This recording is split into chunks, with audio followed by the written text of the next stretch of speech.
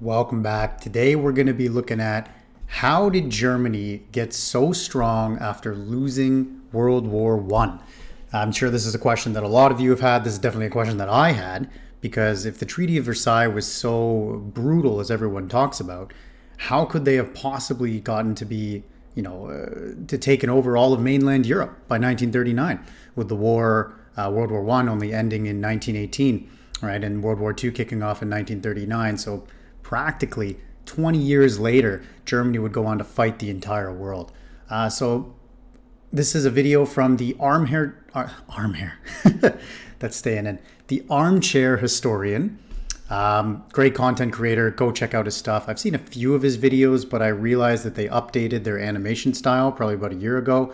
And I haven't seen any of these newer ones, so I wanted to check this one out first.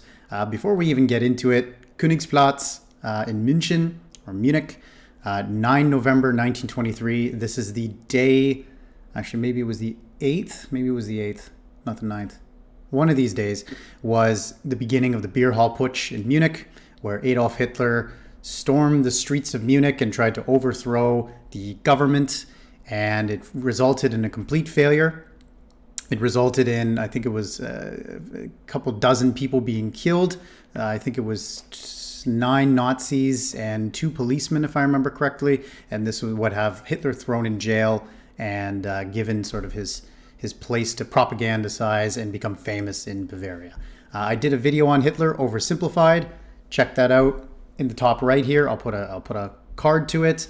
And without further ado, let's get right into it. Day in November. The citizens of Munich are going about their daily business. But today is no ordinary day, as thousands of armed radicals, known as the Brown Shirts, have taken to the streets. Even though the Great War is over, the German people live in a tense and uneasy atmosphere. Inflation has spiraled out of control, and it is not uncommon to see price tags with numbers in the trillions.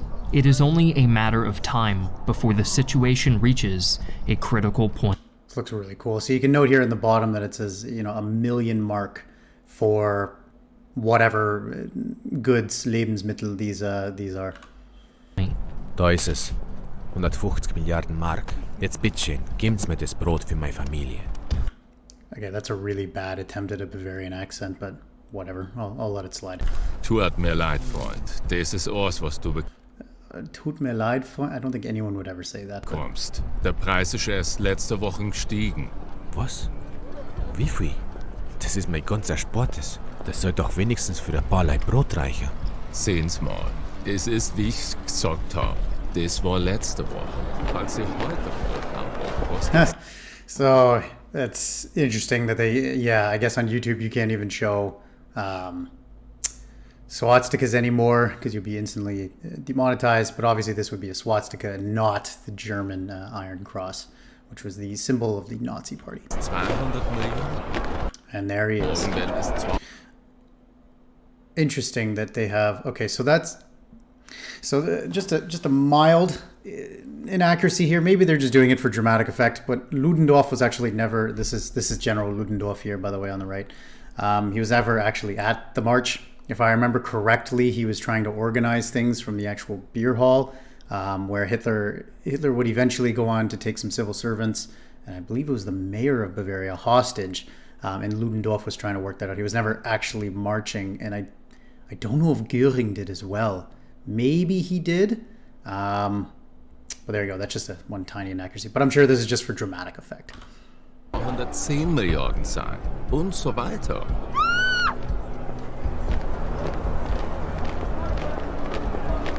Yeah, okay. So, yeah. So, as I said, yeah, he wouldn't be, he wouldn't have been here present at this march.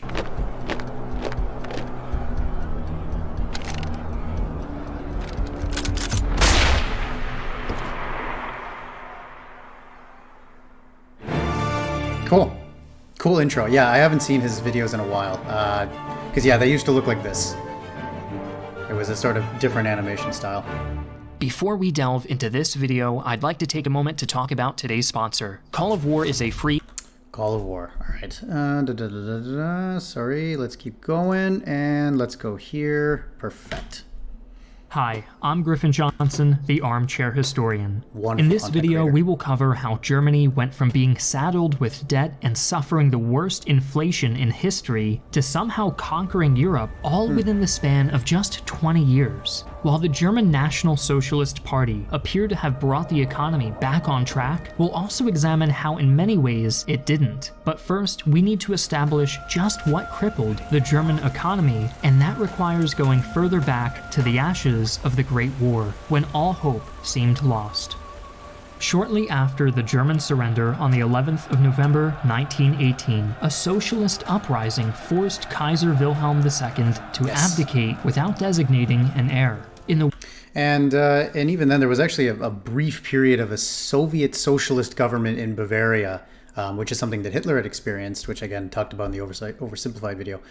So there were the Weimar Republic actually had to fight these other factions to be able to sort of come into existence. So it wasn't just the war ended, the Weimar Republic rose. There was actually a lot of tension between this period of Germany surrendering and the Weimar Republic rising, particularly with socialist groups and with conservative groups sort of aligning themselves in a way with the Weimar Republic as them seeing as sort of the lesser of two evils, as well as there was lots of fractious political parties, what would become the National Socialist German Workers' Party, the DVNP, which was the I think it's just German Workers' Party, if that translates properly.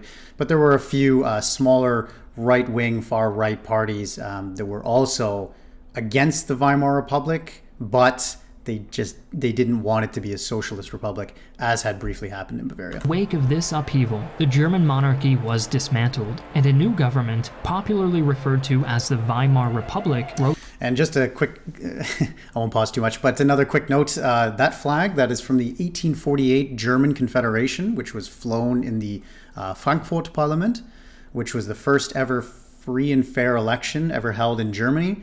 This was during 1948 when a lot of the revolutions were sweeping Europe that was sort of against the conservative order that was established after Napoleon.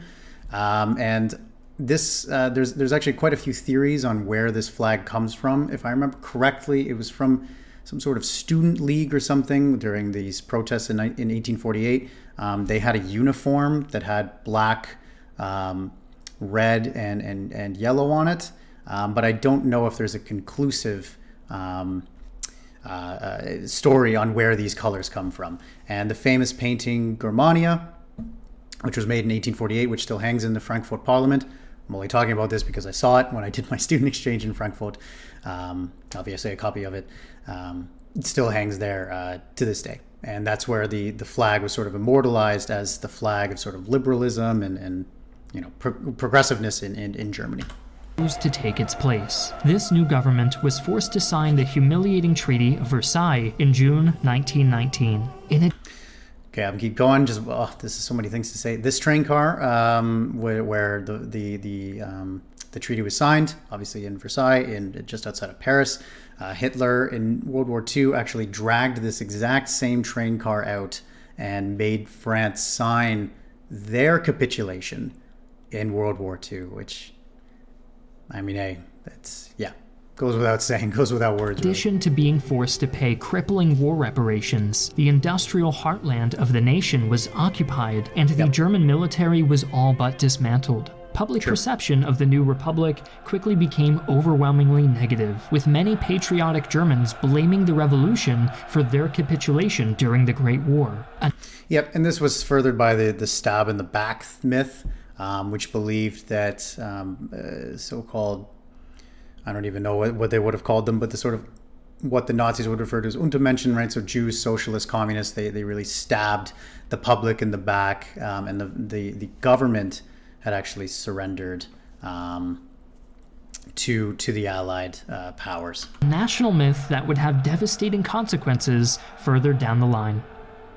With virtually no industry and a population hostile to taxation, the Weimar Republic resorted to a solution dear to the hearts of economists everywhere: printing money to satisfy its debtors. Inevitably, this resulted in hyperinflation, and the German mark plummeted in value. At its lowest point in late 1923, a little over 4 trillion German marks was equivalent to a single US dollar. In the end, a desperate Germany appealed to the British and Americans for assistance, resulting in the enactment of the Dawes Plan. This plan introduced a new currency based on the gold standard called the Rentenmark, and loaned Germany a massive amount of money to restart its industrial sector. And this would come back and significantly hurt them later. During the Great Depression, which I'm sure he'll get into in a minute. Under the Dawes Plan, the Weimar Republic enjoyed a few years of relative stability and recovery, but in 1929, the Great Depression struck, and funding from the United States evaporated almost overnight. Worse still, Germany's creditors began rushing for repayments, plunging the country straight back into financial ruin. While a series of German chancellors like Franz von Papen and General Kurt von Schleicher were busy handling Franz von Papen is one of my least favorite figures from history. the fallout, a new political faction began to emerge, the National Socialist German Workers' Party, or simply the Nazi Party. Founded in 1920, they preyed on middle-class fears of a communist uprising for support, and promoted an extremely antagonistic Der Schuld means he's at fault. anti-Semitic platform that demanded a racially pure Germany. Despite surging in elections and soon becoming the most popular party, So vote list number 10. So just another ad for the Nazi parties. the National Socialists lost 2 million votes in the Reichstag elections in 1932. Seeking to capitalize on this weakness, the conservative establishment within the Republic thought the time was now ripe to pacify this violent party by welcoming some of its leaders into power. Surrounded by conservative ministers and only having a handful of allies in cabinet positions, Nazi leader Adolf Hitler was appointed Reich Chancellor by President Paul von Hindenburg in January 1933. Which had got to be one of the dumbest decisions in all of history. And this was done by, they thought that they could contain Hitler, von Papen and Hindenburg. They thought they could contain him and sort of, humble him and sort of have the people turn against him, which was just the dumbest decision. And I think the sort of cowardice that was at this sort of level, that sort of, we're the proper ruling class of Germany, will be able to sort of contain this rabble-rouser, was just so misguided that by 1933, he's given by 1932, he's given, 33, he's given the chancellorship of Germany. Conservative establishment thought they could control him for their own ends, but they couldn't have been more wrong. Suffice to say, Hitler and his movement could not be contained. The methods by which Hitler went from being essentially a lone chancellor surrounded by his opposition to having complete control of the government could warrant its own video. But soon enough, the Weimar Republic was no more, and the National Socialist Party was in full control. Yeah. Yep. Using so a that was an almost oversimplified version of what happened. Tons of history into this. If you're interested in this kind of stuff, I'd recommend the book Hitler, Hubris, 1889, I want to say, to 1936. Yes, 1936 by Ian Kershaw. Goes into extensive detail of all the going-ons of this time period in history. I'll put a link to it in the description below. Secret police force, the Nazis built a system of violent oppression and surveillance, attempting to silence dissent and unify the country towards one goal: war.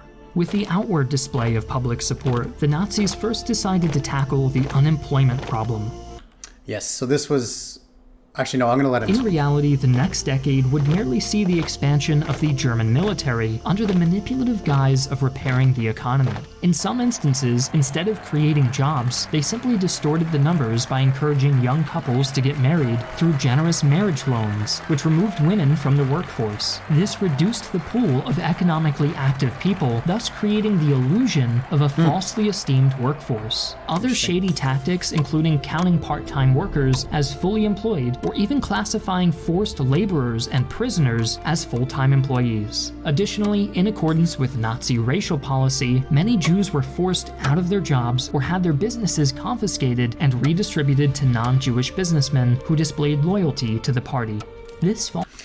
Yeah, and even then, so I was going to talk about the sort of national programs that they had for unemployment. These were exactly that. They were national programs, and they just ate a lot of debt from foreign creditors. That sort of, and I'm sure he'll get to this, but a lot of the foreign debt was sort of was sort of taken up by Hitler, that he sort of went on the verge of bankrupting the country. And so there's some theories that said that he would have had to have declared war on Poland by 1939 or else the country would have gone broke by 1940, 1941. Falsifiable image of economic recovery opened up new opportunities for non-Jewish Germans, but at the same time caused enormous suffering and hardship for those deemed undesirable. This isn't to say that there weren't job creation programs. The Nazis invested hundreds of millions of marks into various schemes to get the Germans back to work, and millions of Germans were now able to find full-time jobs in Hitler's new arms factories. But other job creation programs were far less traditional. Yeah, true. Co-opting an existing labor program called the Voluntary Labor Service, the Nazis forced the unemployed or people receiving welfare benefits to volunteer for hard labor like So Arbeit macht frei, that's of course the famous slogan that was used on the Nazi concentration camps. Arbeit macht frei means something like work makes you free, work set you free. And it was first used at, I believe it was the Sachsenhausen, which was established, I believe, in 1933, which is where political prisoners were kept. And the sign was actually famously above Auschwitz, is probably where it's most known from, which is a concentration camp in Poland. And the B was actually set upside down in a sort of symbolic act of resistance, though it was not the only sign that said Arbeit macht frei. There was quite a few concentration camps that had the sign. Farming or clearing earth for the state's massive construction projects. Hundreds of thousands of Germans were forced to toil in abysmal conditions for lower pay than they were even receiving under the welfare program, and any who expressed complaints were sent to early forms of the concentration camps. And yet, to the Nazis, these suffering workers represented an encouraging statistic. By 1935, unemployment rates had plummeted to only 2 million people. But if you include the unemployment rate, the forced laborers, prisoners, and women taken out of the workforce by marriage loans, the actual unemployment rate stood at about double this figure. However rotten its foundation may have been, the German economy was growing. But it was not nearly enough to cover the amount the government was spending. Rather than temper their ambitions, the Nazis engaged in massive deficit spending to finance the programs they had in mind. Yep, so as that little blurb there says, the last two chancellors of Germany, yep, so as has been pointed out by some historians, is that the crisis of the 1930s likely would have been solved regardless without the Nazis sort of coming to power.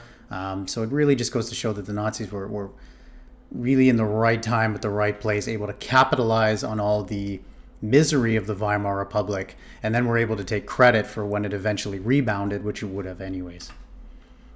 German economists instituted a complicated new credit system called MIFO bills that allowed them to create and spend enormous It's a Hoi 4 reference. amounts of cash while avoiding a new round of hyperinflation. These MIFO bills essentially acted like government bonds and allowed the Nazis to spend money that didn't really exist. Yes, This initially precisely. proved successful, but gradually collapsed over time. The German government was spending exorbitant amounts of money on rearmament and public works projects with the mindset that it would all be repaid by the plunder and land seizure Precisely. of future conquests. Yep. They instituted no long-term economic plan and made no attempts to boost foreign trade or look beyond the coming war. As the national debt skyrocketed, the Nazis didn't stop to consider what would happen if they lost the war they had been banking on. Instead, they invested everything they had into ensuring they would win.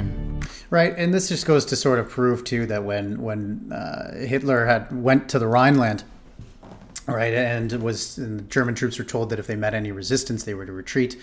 The French did not offer any resistance when they marched in the Rhineland, though they could have. Right, it just sort of goes to show what would have happened if that sort of confidence had been lost. Right, that the entire economy was planned around these conflicts, and what might have happened if there actually was resistance. Not to even mention appeasement or anything like that, but particularly in 1936. Instead, they invested everything they had into ensuring they would win. Every subsidy and every investment made went into manufacturing and engineering at the almost complete abandonment of consumer goods. All of the Nazis' programs and initiatives, from job creation to public works to even their racial policies, were ultimately meant to serve the cause of rearmament. Perhaps one of the most famous public works launched during this time, the Autobahn highway system, was no different.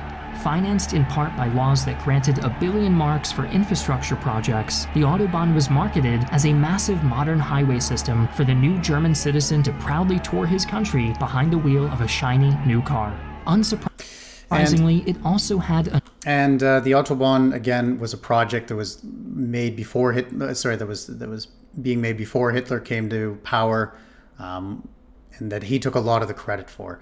Another thing too, when you mentioned the shiny new car, there was there were basically bonds that German citizens could buy, that they would be promised to have a car afterwards. And I'm sort of butchering this because I'm paraphrasing because I don't remember off the top of my head. But to make a long story short, you would pay into this program and then you'd be eventually given a car, and not one car was ever given to any German citizen.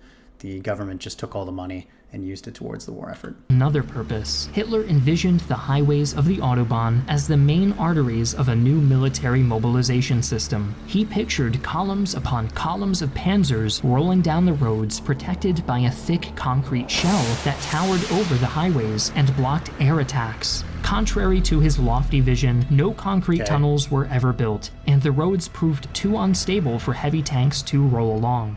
Even the system under which the highways were laid out prevented them from having any use in military mobilization, since the roads were too far away from any front line.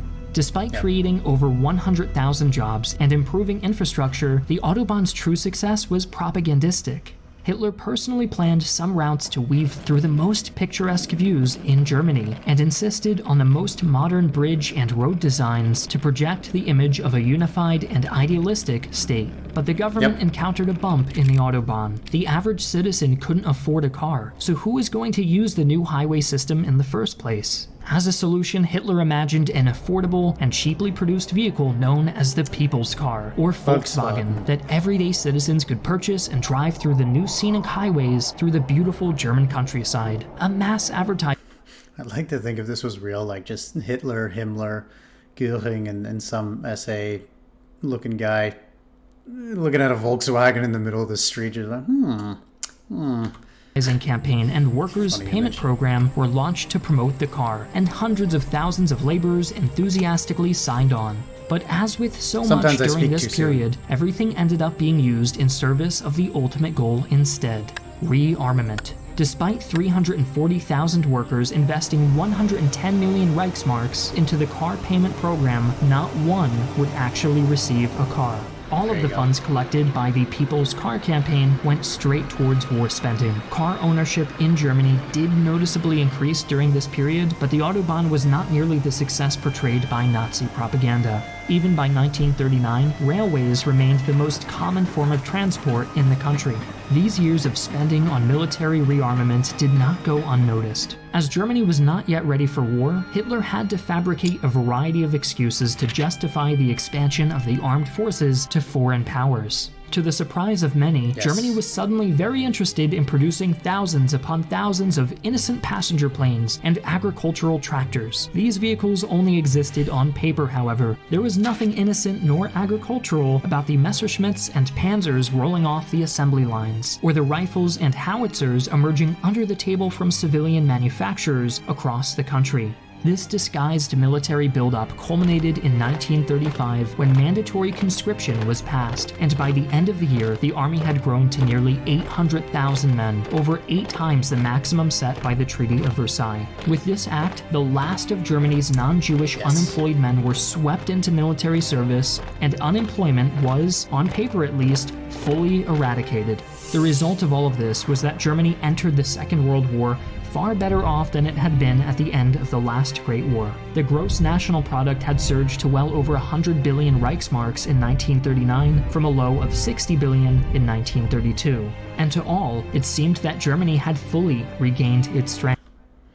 And you got to think too that if it had debt needs to be repaid. And so if it had kept going on, they probably would have, realistically bankrupted their own country in a manner. But while unemployment was down and manufacturing and capital were up, many of those so-called employed Germans were slaving away in a labor camp, and that capital was contingent on the complete success of the war. Further, the benefits from all of this economic success were skewed heavily towards those considered true Germans, and came at the expense of everyone else. Like the Autobahn, unable to carry Hitler's tanks, the Nazi economy was shiny on the surface, but hollow at its core.